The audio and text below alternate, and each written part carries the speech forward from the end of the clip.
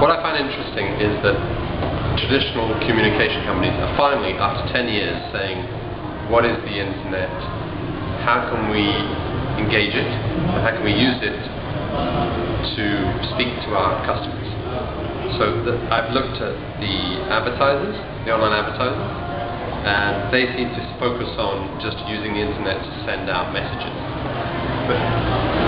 Whereas the PR industry, A, they have to rename themselves because it doesn't mean public relations anymore, and B, they're there in the conversation space, which I think is where we are now with the internet.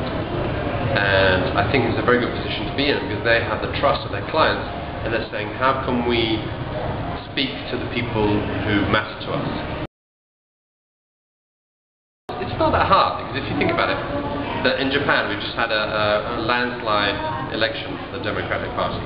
A lot of the younger, or even some of the older politicians in Japan were using social media to engage a younger audience and to get them to understand what they stood for.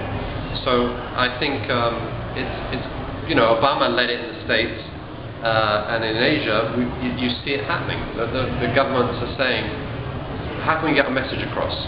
How can we get it directly to the consumer and say, this is what we want to do, and listen to what they're saying and saying, okay, what are you angry about? What are you unhappy about? How can we help you? So I actually think it's in a very good position.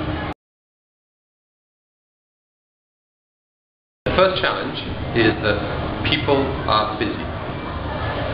They're too busy looking after what they do every day.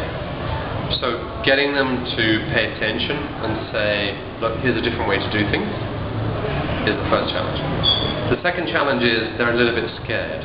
So they'll hold back and they'll say, why should I do this? Who else is doing this?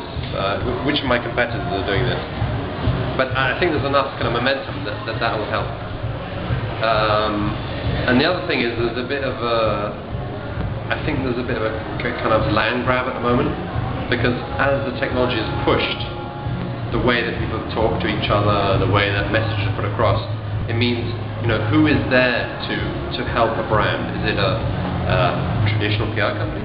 Is it an online advertising company? Is it a media buying agency? Who plays that role? And that is, for me, is very interesting to see coming from the internet, where it's about who is doing what. To like these big companies, who's going to get into that space? To be honest with you, I've made it very clear. I was contacted by a talent scout for Fleischmann in America because of what I do with Web Wednesday. He said, I like what you're doing, would you like to talk to us and help us? And I said yes, on condition that I help pioneer the industry and help push the envelope. So we've come to an agreement where they see the value of Web Wednesday. They see the idea of bringing people together, learning, sharing learnings as very important.